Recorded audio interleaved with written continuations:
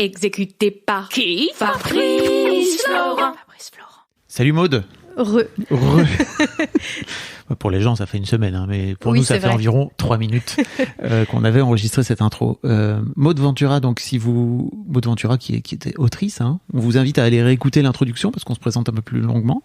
L'introduction de ce hors-série estival dans l'histoire de succès, qui s'intitule A priori bâtir un succès. On n'est pas sûr pendant tout le long, c'est pas sûr qu'on va l'appeler comme ça, mais on va partir là-dessus. Et effectivement, ce premier épisode, on voulait le consacrer à l'idée et avoir l'idée. Comment t'as fait toi? Et déjà, est-ce qu'on peut peut-être commencer par parler de qu'est-ce que c'est pour toi qu'une bonne idée? J'adore cette idée d'idée, que je vois un peu, tu vois, comme une petite graine. Et ouais, qu'est-ce qui est une bonne idée? Avant ça, en t'écoutant parler, je me disais que, bon, je pense que c'est assez clair, mais j'aime bien cette idée qu'on prenne chronologiquement l'histoire de bâtir un succès et construire un projet long. Donc on part d'une idée, et plus j'ai réfléchi, plus je me dis que ça s'applique en fait à n'importe qui, que tu aies envie de devenir freelance en design ou envie de monter ton café ou ta marque de vêtements ou n'importe quoi. Changer de boîte ou de changer de boîte. Ou de reconversion professionnelle. Exactement. Bref. Monter un festival. Peu importe. Il y a vraiment ce chemin, ce temps long qui commence donc par l'idée. Et c'est vrai que donc j'ai fait une école de commerce et je me souviens que un prof avait dit plusieurs fois, avait insisté sur ce point en disant qu'il n'y avait pas de bonne idée. La bonne idée, c'est n'importe quoi, c'est comment ça va être mis en œuvre. Et ça, j'y crois assez dans le sens où c'était un cours sur l'entrepreneuriat, sur monter sa boîte, et il disait, ce qui peut être un peu contre-intuitif, quand vous avez une idée, testez-la. Alors qu'on pourrait se dire, oh, j'ai l'idée du siècle, je vais faire des stores Rose Fuchsia. C'est vraiment l'idée du siècle, c'est génial, etc. Je vais donc le dire à personne, parce que c'est l'idée du siècle. Et justement, le prof disait non, il faut justement en parler à tout le monde de votre idée pour la tester, et les réactions des gens vont un peu en ping-pong, vous montrer qu'est-ce qui fonctionne, qu'est-ce qui fonctionne pas, va vous donner des idées que vous n'auriez pas eues. Donc en fait, une idée, ça se partage. Il faut pas être radin ou protecteur de son idée. C'est intéressant parce que moi, je serais un peu entre deux. C'est-à-dire que pour moi, il y a un vrai truc de... je suis assez convaincu que en fait, c'est pas l'idée qui compte, c'est l'exécution. Parce que en fait... tu peux lancer un média web féminin, par exemple. Il y a 152 000 façons de faire des façons infinies, en fait, de faire ce média. Et je suis à peu près convaincu que, alors, par rapport à l'idée, au partage de l'idée, pour moi, il y a un truc aussi où c'est important pour moi de garder l'idée le temps que je la fasse fermenter de façon tranquille et de pas la sortir tout de suite. C'est un peu, il y a une forme déjà de cultiver le désir en moi de cette idée et de la faire grandir. Et je sais que quand je vais commencer à la sortir, si je la sors trop tôt, ça peut faire un peu comme un flanc, tu sais, qui... Comme ton Gaston Lagaffe, là, tu sais, ce fameux pote qui est un peu dépressif et il lui ramène un énorme flanc et le flanc, il fait... Et le mec, il fait « Oh, mais non !» Et je sais que ça m'est parfois arrivé, tu vois, de sortir une idée trop tôt, là où moi j'étais pas encore tout à fait convaincu que c'était un truc que j'avais envie de faire, et de me rendre compte, et en même temps peut-être que c'est une bonne chose aussi, tu vois, que en la partageant, elle partait aussi vite. Et peut-être aussi que c'est une façon comme une autre de tester, de voir que finalement c'était pas une bonne idée pour moi. Mais je sais aussi que j'avais pas tout à fait calculé le truc, quoi. Tu vois, j'avais pas encore terminé de la façonner, de la faire grandir, de la faire évoluer, etc. Donc voilà, je suis un peu mitigé par rapport à l'idée. Et après, je suis très d'accord sur l'idée de l'aller la tester. Et je sais pas comment tu le vis toi, mais pour moi, une bonne idée, et surtout quand tu crées une boîte ou quand tu crées un service ou peu importe, c'est avant tout c'est avant tout un problème que tu rencontres toi en tant que personne et à laquelle tu trouves pas de solution. Tout à fait, il y a plein de choses. Déjà, le fait que ce qui est important, c'est peut-être l'exécution et moins l'idée, en tout cas en termes d'écriture, c'est hyper rassurant. Parce que pour revenir au tout début de mon idée, mon idée, c'était donc l'idée de mon livre, c'était je vais raconter l'histoire d'une femme qui est beaucoup trop amoureuse de son mari. Et en fait, c'est l'idée à la fois, à mes yeux, la plus géniale du monde, mais à la fois aussi la plus banale. Et donc, il y a quelque chose aussi un petit peu de rassurant en se disant que dans un projet long, en fait, ce qui va se passer, c'est tout ce qu'on va y mettre de soi. Et sur un pitch aussi banal que c'est l'histoire d'une femme très amoureuse de son mari, on peut y mettre, moi j'y ai mis tout mon cœur et tout ce que je suis et tout ce que j'aime, mais quelqu'un d'autre aurait eu la même idée au même moment, aurait sorti un livre qui est tout à fait différent. J'espère, en tout cas. Oui, on espère. Et je pense que c'est la même chose avec toi, avec ta boîte, c'est ce que tu disais. Donc il y a aussi quelque chose d'un peu rassurant de se dire, finalement, l'idée... Alors je pense qu'il faut tomber amoureux de son idée et tout, on développera peut-être ça, mais il y a aussi le côté, ça va être qu'un réceptacle à tout ce qu'on est. Si demain, tu veux ouvrir un café, bah en fait, et que moi je veux ouvrir un café, ça n'a aucun rapport parce que tu vas y mettre tout ce que t'es, tout ce que t'as appris, toutes tes compétences. Et donc moi je trouve ça assez beau et rassurant parce qu'il y a ce côté aussi, c'est un peu la somme de tout ce que t'as fait et de tout ce que tu es. Donc finalement l'idée n'est que cette petite pépite. Après je suis d'accord avec toi sur le côté un peu flan ou pépite, tu vois, il faut tomber amoureux de son idée et c'est vrai que moi je suis vraiment tombée amoureuse de cette idée parce que c'était exactement ce que j'avais envie de faire, ce à quoi j'avais envie de réfléchir à ce moment-là sur la question de l'amour-passion, de est-ce qu'on peut aimer trop quelqu'un, qu'est-ce que c'est que ce petit bruit, tu as un chat? Non, c'est tous les lundis matins, il y a une personne qui vient passer la serpillière et qui cogne contre les bois. Ah d'accord. Rien à voir. Très bien. Avec un chat. On la salue. J'ai un peu perdu le fil. Ah oui, je suis tombée amoureuse de mon idée. Et là, je me suis dit, cette fois-ci, c'est la bonne. Pas le jour J, mais plutôt dans les semaines et les mois qui ont suivi. Parce qu'en fait, ce qui s'est passé, c'est qu'avant, donc mon mari, qui est mon premier roman, j'avais eu plusieurs idées avant ça, d'idées d'histoire. Je me disais, c'est très bien que je raconte telle histoire. Et j'écrivais 1 ou 2 pages, puis 3, puis 4, puis 5, puis après, rien. Et il se passait rien, puis les semaines passaient, puis je passais à autre chose. Et donc, en fait, mon mari est né un peu de la même manière. C'est-à-dire que je me dis, j'aimerais trop écrire l'histoire d'une femme qui est folle amoureuse de son mari. Je dis, quand même, j'aime bien cette idée, ça me parle, ça dit, des choses qui me touchent. Et donc, j'ai commencé à écrire 10 pages comme d'habitude. Sauf qu'une semaine plus tard, j'avais encore envie d'écrire 10 pages. Et 1 mois plus tard, j'avais encore envie d'écrire 1 page. Et puis 1 an plus tard, 2 ans plus tard, 3 ans plus tard, ça m'intéressait encore. Et j'avais encore envie d'y réfléchir. Et je me disais encore que cette idée, ouais, carrément. Et il pourrait se passer ci, il pourrait se passer ça. Et donc, il y a aussi l'idée, c'est sur le temps long. Je pense que tu sens s'il y a cette espèce de flamme qui fait que ça te titille encore. Et je fais une dernière petite parenthèse, ça me fait penser aussi, j'ai pas mal d'amis qui font de la recherche et on discutait ensemble de leur sujet de recherche, leur sujet de thèse, et c'était un petit peu ce qu'ils me disaient. Ils me disaient, mais en fait, la question, c'est pas est-ce que ça m'intéresse maintenant, il faut que ça m'intéresse maintenant, mais aussi dans 1 an, mais aussi dans 2 ans, mais aussi dans 3 ans. Il faut que je puisse avoir envie de me lever, d'aller à la bibliothèque pour réfléchir à ce sujet. Il y a un peu la même chose avec un roman sur le temps long. C'est ok, ça m'intéresse aujourd'hui, mais est-ce que dans 3 ans, je serai encore en train de me dire mais c'est tellement intéressant, mais oui, il faut creuser cette question. Allez écouter l'épisode d'Histoire de succès de Maud parce que tu parles plus longuement de l'écriture de ce roman notamment. T'as mis combien de temps à l'écrire ? Je crois plus de 3 ans. Plus de 3 ans. Pas à plein temps, donc. Non, pas du tout à plein temps. T'étais salariée. J'étais étudiante au début. Oui, étudiante, après en stage et après salariée. Ouais. Donc c'était par petites touches. Et donc c'était d'autant plus importante que j'aime cette histoire parce que je la quittais souvent. C'est-à-dire que j'allais écrire un peu quelques pages et puis après j'avais un nouveau stage, donc j'étais à fond, puis j'écrivais plus. Puis après je reprenais pendant les vacances, etc. Mais donc il fallait quand même qu'il y ait cette petite flamme qui continue et pas que je l'entasse dans un tiroir parce que la vie. Ouais. Et pour toi, donc une bonne idée, c'est une idée qui tient dans le temps, ouais. Où dont tu vas pouvoir tirer le fil dans le temps, quoi. Tranquille. Ouais, qui 3 ans plus tard te donne encore envie de te lever le matin. Ouais. Si ton rêve c'est d'offrir un café, il faut que dans 3 ans tu sois encore ouais, trop bien, et puis en fait peut-être qu'on pourrait faire ci, et peut-être qu'on pourrait organiser des concerts, et peut-être que et qu'il y a encore cet enthousiasme. Oui, et puis après en fait pour moi il y a aussi un truc important qu'il faudrait préciser, c'est que tu peux avoir une idée de fond et après le truc c'est que ouvrir un café par exemple, il peut y avoir plein d'idées intermédiaires qui vont venir faire germer, faire grandir le projet plus global, quoi. En tout cas, on va vous parler de ça, nous, tout au long de ce podcast. Je crois pas non plus que, pour moi, après, l'idée, c'est pas de venir parler de créativité en tant que telle, c'est-à-dire de venir se dire, ok, le matin tu te lèves, t'as une idée de projet, c'est ça, et en fait le lendemain tu l'as exécuté et c'est bon, tu vas faire autre chose, quoi. C'est pas forcément le thème du podcast. Désolé si c'est ça. Non mais c'est vrai. C'est pas vraiment le même exercice, quoi. C'est plutôt sur les rêves au long cours.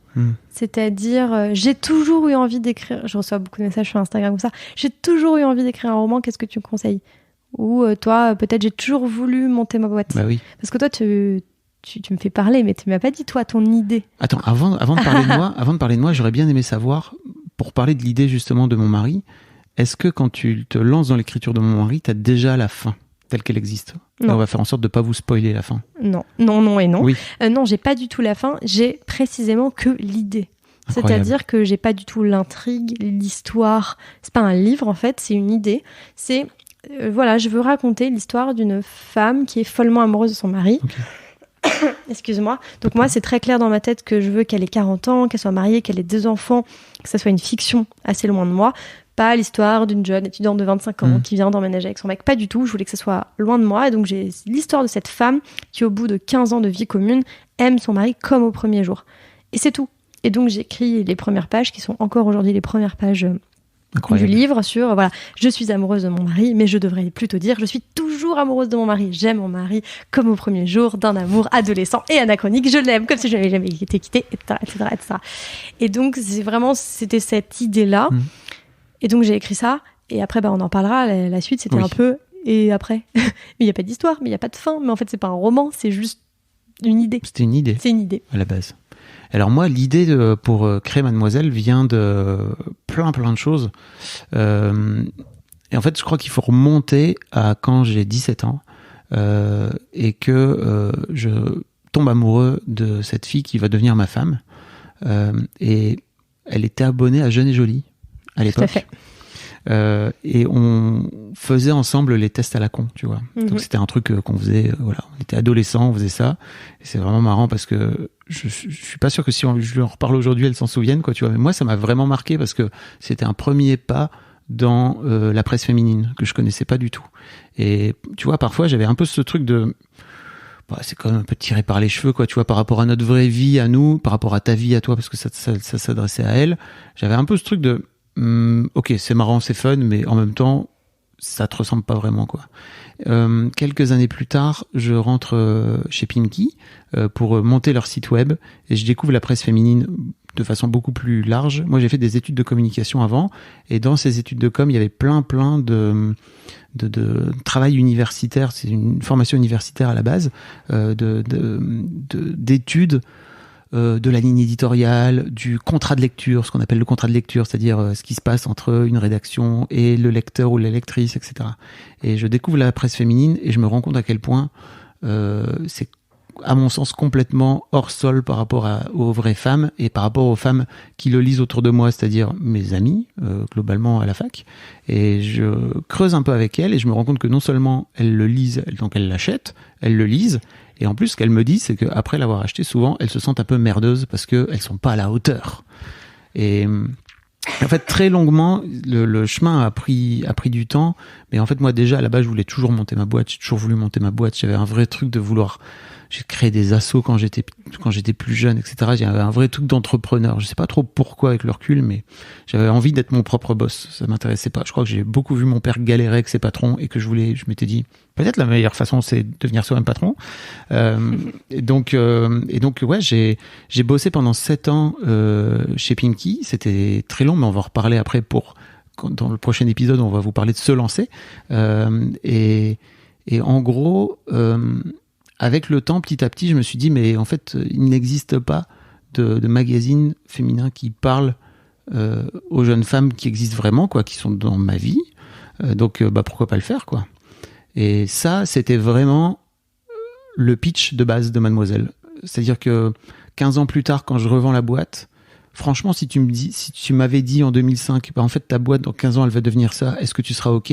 J'aurais fait yes, j'aurais signé tout de suite parce que ça correspondait vraiment à l'idée que j'en avais, et c'était même, tu vois, la version augmentée, plus que ce que j'aurais jamais pu rêver de ce que la boîte aurait pu devenir, quoi. En tout cas, par rapport à l'idée que j'en avais en 2005 où je lançais dans mon grenier, quoi, tu vois.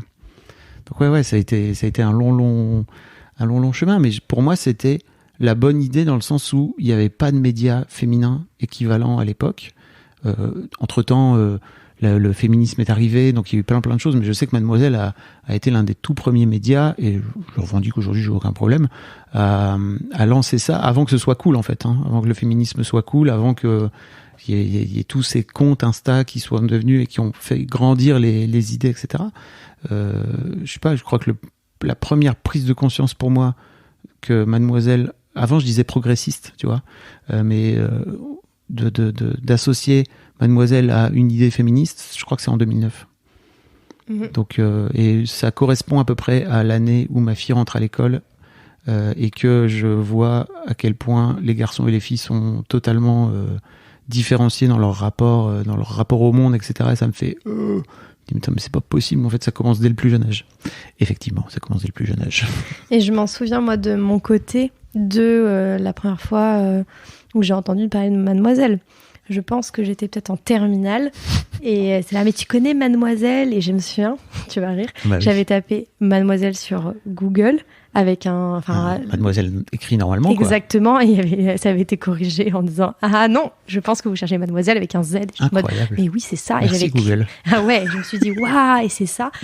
Et je me souviens effectivement, ça avait été, c'était tout à fait nouveau. Et je pense que Mademoiselle se différenciait aussi parce que ça avait un peu ces hardcore fans. C'est ça que j'avais des copines qui étaient fans. Je sais pas exactement ce qu'elles achetaient, mais elles se retrouvaient avec des autocollants de Mademoiselle. Donc je sais pas ce qu'elles commandaient sur son site. Je me souviens pas bien ce que tu vendais au début. Mais je vendais rien.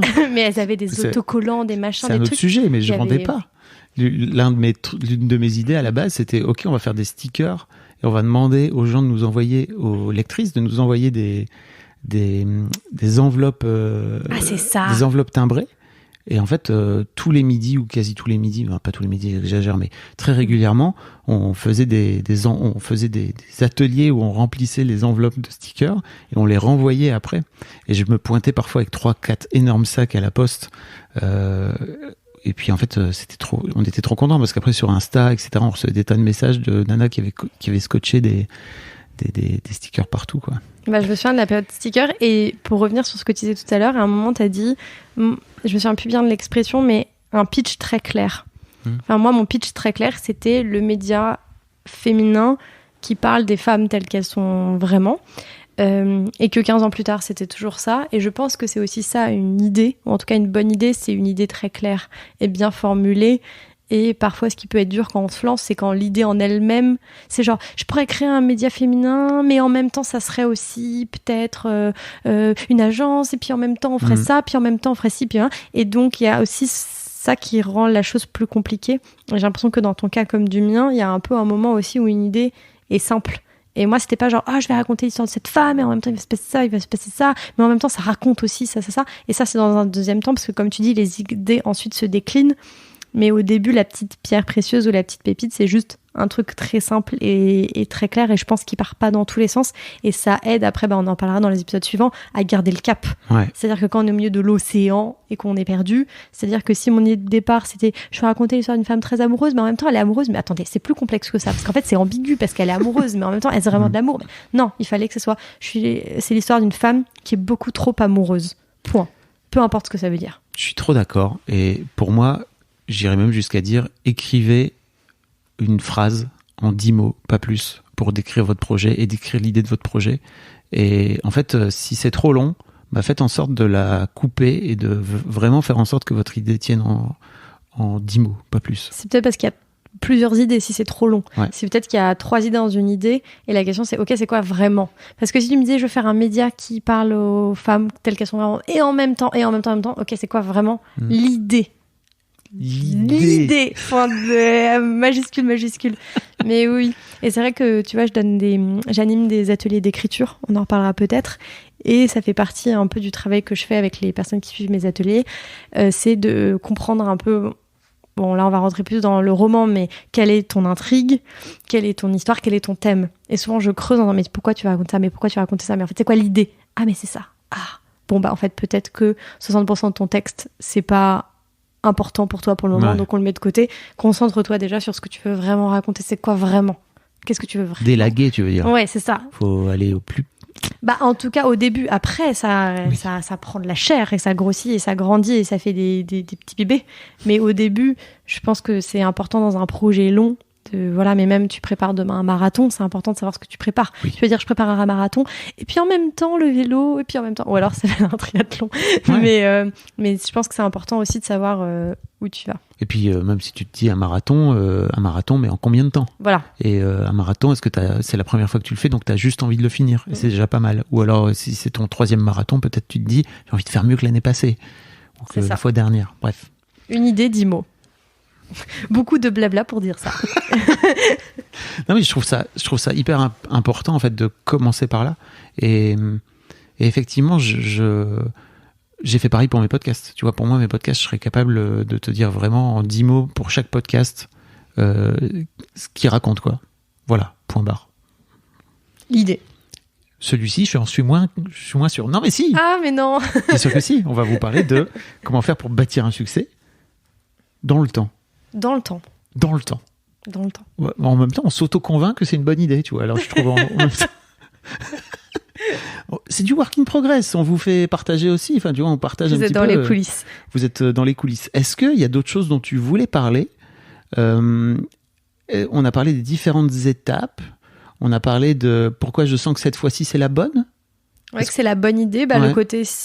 Bah, ça m'intéresse toujours 1 mois plus tard, 2 mois plus tard. Et surtout, ça prend le devant.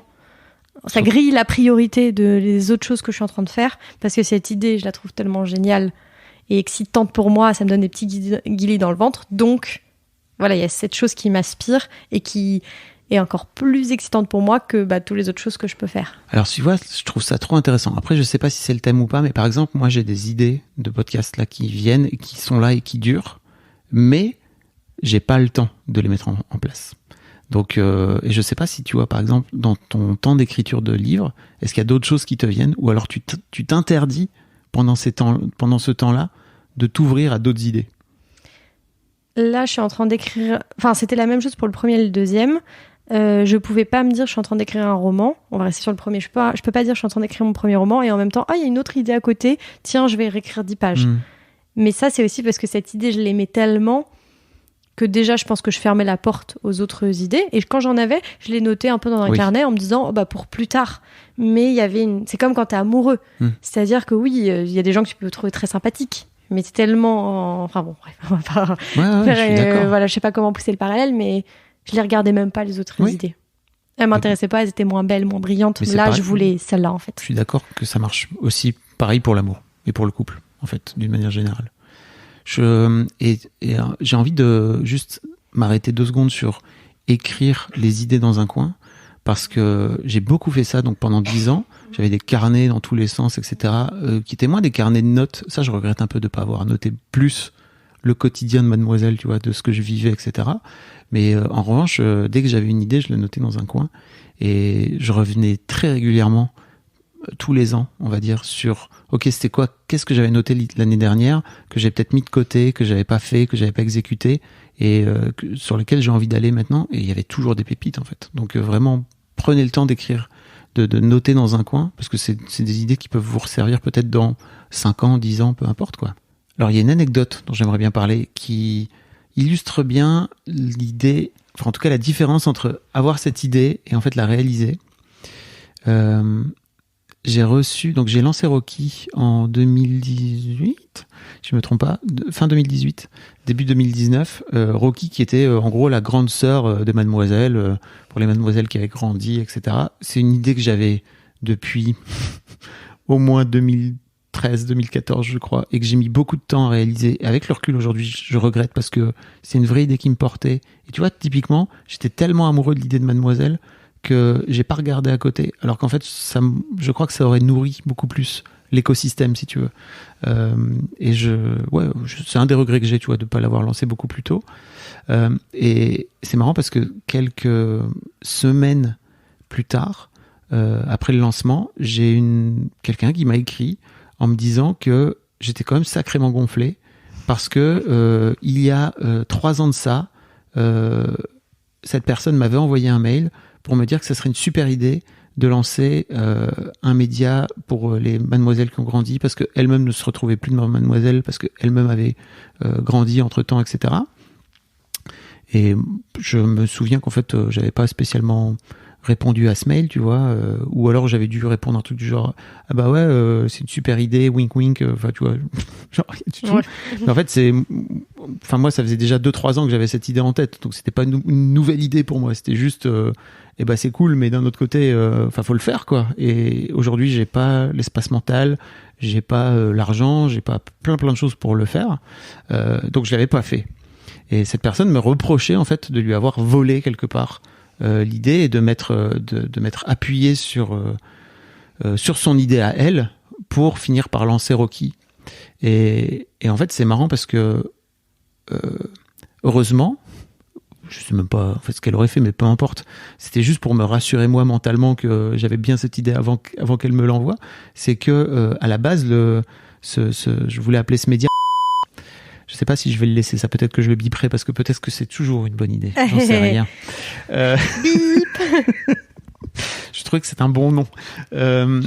J'adore en fait le suspense de l'auditeur qui va être là. Mais c'est quoi le bon nom? Je crois vraiment que je vais le biper. Donc c'était vraiment un nom incroyable. Ouais, exact. C'est le meilleur nom. Mais bref, entre temps après, j'ai appelé ce projet Rocky. Et en fait, je me souviens très bien quand j'ai eu ce premier nom, donc qui bipait, j'avais adoré l'idée et je m'étais dit putain non mais en fait ça ouvre tout de suite plein de choses. Tout comme quand j'avais trouvé Mademoiselle, tu vois, il y avait un vrai truc de ok ça marche, ça amène plein de choses, ça dit plein de choses juste à partir du nom. Et j'avais enregistré le nom de domaine. Et donc j'avais une date claire de quand est-ce que j'avais enregistré ce nom de domaine et c'était 6 mois avant que cette personne m'envoie ce mail, quoi. Comme je te le disais, moi j'avais déjà cette idée depuis 2-3 ans, quoi. Bref, tout ça pour dire. Surtout que cette dame n'avait pas donné le nom. Je préfère. Elle avait juste dit oui, voilà. Oui. C'est pas genre tiens donc. Non. C'était juste il faudrait lancer un média sur cette nouvelle cible. Exactement. Et ok vu, voilà. Tu vois. Ok vu. Voilà. C'est cool, mais en fait c'est pas ça qui compte. Ce qui compte c'est vraiment de se lancer et de le faire, quoi. Et en fait, comment tu fais à partir de Mademoiselle pour lancer un équivalent, on va dire un peu plus âgé, un peu plus grand, un peu plus adulte? Bah, encore une fois, il y a 100 000 façons de le faire différentes, quoi. Et je crois que moi, ce qu'on avait trouvé avec Rocky, ça m'allait plutôt bien.